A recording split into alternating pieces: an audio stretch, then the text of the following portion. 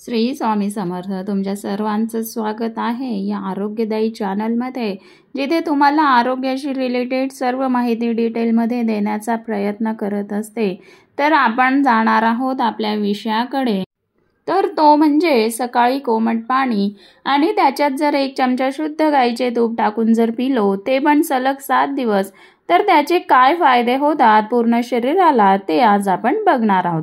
आपल्या शरीराची आतून ग्रीसिंग करण्याचं काम हे सकाळी पिलेलं तूप करत असतं आणि शरीराचं ग्रीसिंग ऑइलिंग होणं ही खूप महत्त्वाचं असतं. तर 2-3 जणांची कमेंट होती की आमचं पोट साफ होत नाही, मळमळ होते, गॅस होतो पोटामध्ये. तर पोट साफ न होणे याला वेगवेगळी कारणं आहेत, जसे की तुमच्या खाण्यापिण्याच्या सवयी, जागरण, ताणतणाव, फास्ट फूड, ह्या सर्व गोष्टींमुळे आपली जी पचनक्रिया आहे ती चांगल्या रीतीने काम करत नाही आणि मग पोट साफ न होण्याची समस्याही जाणवत असते. आणि पोट न साफ होण्याच्या समस्येमुळे आपल्याला त्वचेवर पण त्याचा इफेक्ट हा जाणवत असतो. आपली त्वचा ही कोरडी होते व मग सुरकुत्या पडायला लागतात.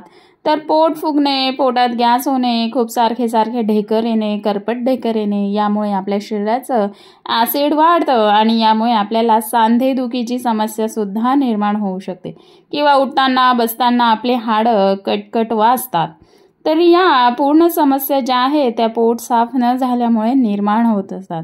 तर याच्यावर अतिशय साधा व सोपा व घरगुती उपाय व गुणकारी उपाय असा उपाय मी आज तुम्हाला सर्वांना सांगणार आहे व तो सर्वजण सहजरित्या करू शकतात. तर 1 ग्लास कोमट पाणी आणि त्यामध्ये गाईचं शुद्ध 1 चमचा तूप टाकून जर आपण सलग 7 दिवस पिलो किंवा ते प्यायचं आहे व हा उपाय सलग 7 दिवस व वर्षातून 3 वेळेस केला, तर तुमच्या आयुष्यातून पोट साफ न होणे ही समस्या, त्याचबरोबर पित्त, ढेकर, ॲसिडिटी ह्या सर्व समस्यासुद्धा पूर्णपणे निघून जाणार आहेत व तुमची त्वचासुद्धा एकदम मुलायम, सुरकुत्या विरहित दिसेल. या तुपामध्ये असे घटक असतात जे की vitamin A, vitamin D, calcium, phosphorus, potassium ही सर्व पोषक घटक गाईच्या तुपात असतात. त्यामुळे सांधेदुखीची समस्या, त्वचा कोरडी पडणे, त्वचेवर सुरकुत्या पडणे ह्या सर्व समस्यासुद्धा या उपायाने पूर्णपणे निघून जातात.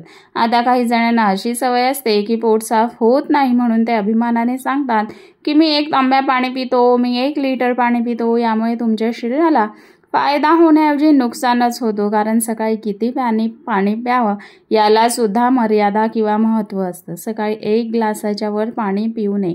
कोमट पाणी पित असाल, माठातलं पाणी पित असाल तरी सुद्धा 1 ग्लास म्हणजेच 250 mlच्या वर सकाळी पाणी पिऊ नये. तर वरती सांगितलेला तुपाचा उपाय करायचा आहे व या उपायामुळे बुद्धीसुद्धा चांगली चालते. म्हणजेच तूप हे बुद्धिवर्धक सुद्धा असतं. ज्या महिलांना मासिक पाळीची समस्या आहे, जसे की प्रचंड वेदना होतात, या समस्यासुद्धा या उपायाने निघून जाणार आहेत.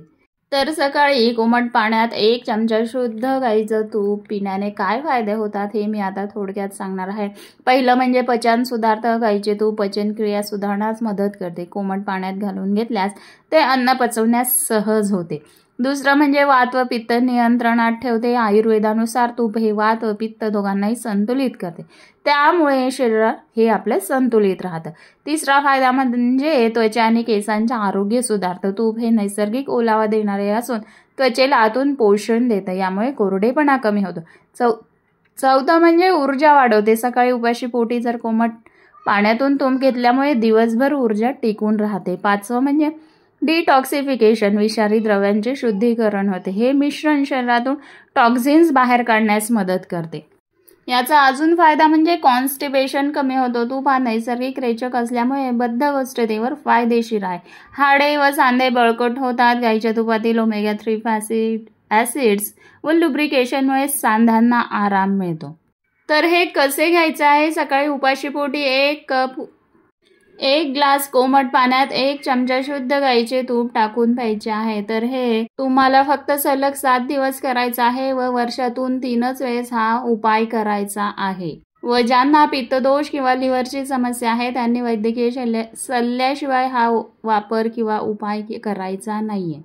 तर आयुर्वेद शास्त्रानुसार प्रत्येक घटकाचा योग्य वेळ आणि योग्य प्रकारे केलेला उपयोग हा नेहमी आरोग्यदायी ठरतो. कोमट पाण्यात गाईचे तूप घालून घेतल्याने शरीराला अनेक फायदे मिळतात, हे मी तुम्हाला आता सांगितलेलं आहे व घेण्याची योग्य पद्धतीही सांगितली आहे. तर ही माहिती तुम्हाला उपयुक्त वाटली असेल तर कृपया व्हिडिओ लाईक करा, इतरांशी शेअर करा आणि अशाच आयुर्वेदिक ज्ञानासाठी चॅनलला सबस्क्राईब करायला विसरू नका. पुन्हा भेटूया आयुर्वेदाच्या अशाच एका अमूल्य ज्ञानसंपदेसह. तोपर्यंत स्वस्थ राहा व आयुर्वेदाशी जोडलेले राहा. धन्यवाद.